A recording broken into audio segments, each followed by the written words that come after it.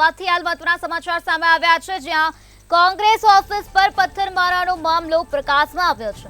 કોંગ્રેસના 5 કાર્યકરોના જામીન મંજૂર કરી દેવામાં આવ્યા છે। કાર્યકરોએ સેશન્સ કોર્ટમાં જામીન અરજી કરી હતી, તો 5 આરોપી હાલ સાબરમતી સેન્ટ્રલ જેલમાં બંધ હોવાનું સામે આવ્યું છે। ત્યારે ગત રોજ બંને પક્ષે સુનાવણી પૂર્ણ થઈ હતી, તો કોર્ટે ચુકાદો અનામત રાખ્યો છે।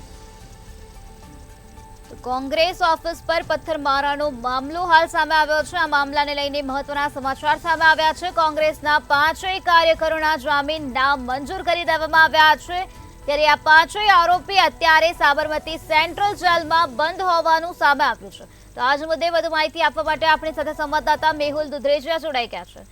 જી મેહુલ, કોંગ્રેસના 5 કાર્યકરોના જામીન મંજૂર કરવામાં આવ્યા અને અત્યારે આ 5 આરોપીઓ સાબરમતી સેન્ટ્રલ જેલમાં બંધ છે, શું છે વધુ વિગત? 2 જુલાઈના રોજ કોંગ્રેસ કાર્યાલય પર જે પથ્થરમારો થયો હતો, ત્યારબાદ જે બંને પક્ષો સામે ફરિયાદો થઈ છે, ત્યારે 5 કાર્યકર્તાઓ છે તેની પોલીસ દ્વારા ધરપકડ કરવામાં આવી હતી। આ જે કાર્યકર્તાઓ છે તેના દ્વારા સેશન્સ કોર્ટની અંદર જામીન અરજી કરવામાં આવી છે, પરંતુ કોર્ટે આ તમામ જે 5 લોકો છે તેને જામીન નામંજૂર કર્યા છે। હાલ તેઓ સેન્ટ્રલ જેલમાં છે। સેન્ટ્રલ જેલમાંથી તેમના દ્વારા જે જામીન અરજીની પ્રક્રિયા છે તે કરવામાં આવી હતી, પરંતુ કોર્ટે હાલ આ મામલે જામીન નામંજૂર કર્યા છે। હજુ પણ તેઓને જે સાબરમતી જેલની અંદર જવું પડશે। આ સાથે એકથી જરા જે ફરાર આરોપીઓ છે તેને પણ પકડવાની જે કામગીરી છે તે પોલીસ દ્વારા હાલ કરવામાં આવી છે। જી મેહુલ, સમગ્ર માહિતી આપવા બદલ આભાર।